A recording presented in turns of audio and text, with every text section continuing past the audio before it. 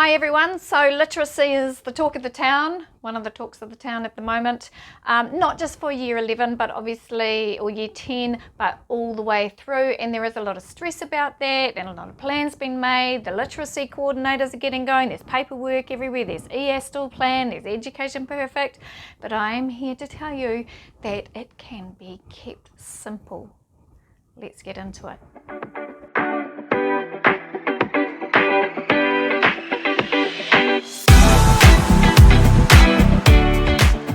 Okay, so the first simple step is planning for reading. Always plan for your reading.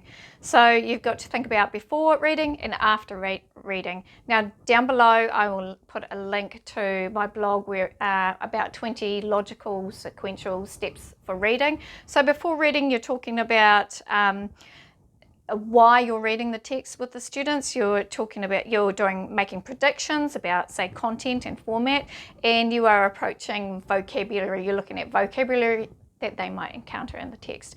After reading, you're going to be summarizing and retelling, and in this order, preferably.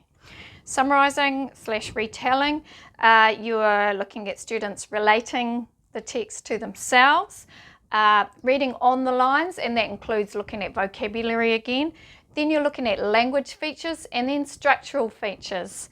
Finally, or not finally, but next is between the lines. We're reading between the lines, so the clues are in the text, and then beyond the lines where the clues are out in the world. So they're guessing. They're making guesses based on what they know about the world. And then there's behind the lines where students look behind, who is behind these lines. So it's the point of view, whose point of view, what's their perspective, and then purpose and audience. And finally, you're looking at ideas, and I guess ultimately, finally, they're processing what they've learned in some other form. So there's logical steps there. You've got to plan for your reading. Do you have to do all those steps? No.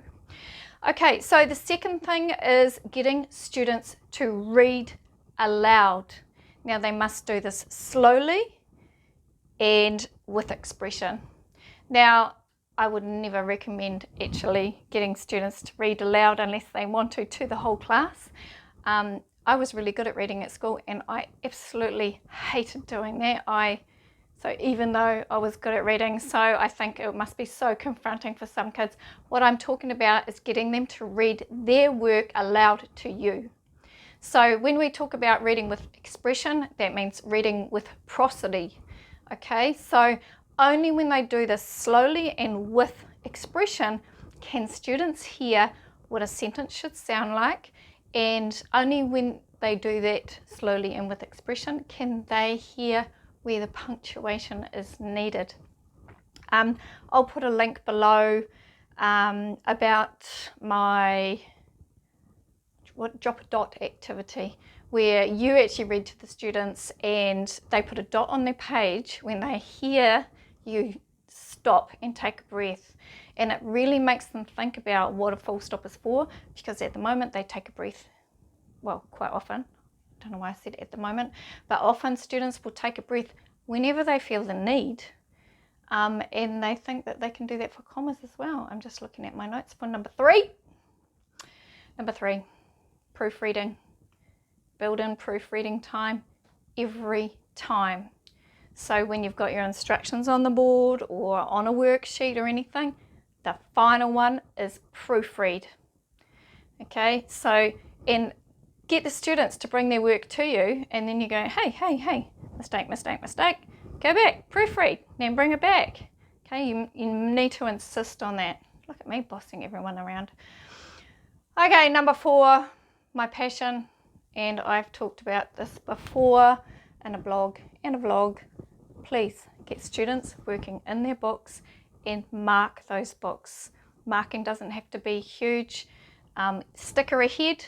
When the kids get to the sticker, say 4 or 6 pages in, when they reach that sticker, then it's time for them to hand that book in. So you only have like 4 or 5 books in that you need to mark at any time.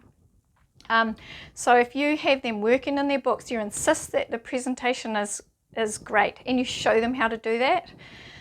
You have increased engagement, you have increased professionalism, you have improved relationships because you're like, that's your one-on-one time with the kids, and you have improved literacy. There is a 5 and a 6. Oh, yeah. I would say catch them while they're hot. So if you notice a few kids making mistakes, a lot is one word. Just stop, everybody, what you're doing.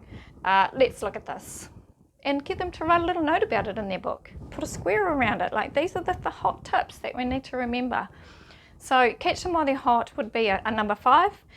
Number 6, I would say build in some regular targeted teaching of sort of the more mechanical features. So just keep them short, but get the kids to write notes. So have their books full of notes. And target a specific skill. So I'm a fan of my starters.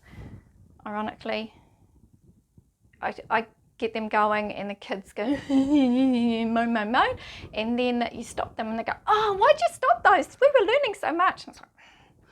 But yeah, so that's my 6 things. That really, there's 4 main ones. So the 4 main ones: plan for reading, get students to read aloud slowly with expression. That is a skill you will need to teach them.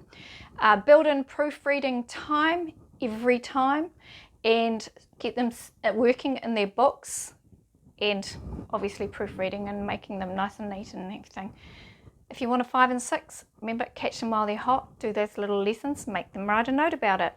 And the routine, short, targeted spells of literacy teaching. So hopefully that will help you. Keep it simple and you'll be fine.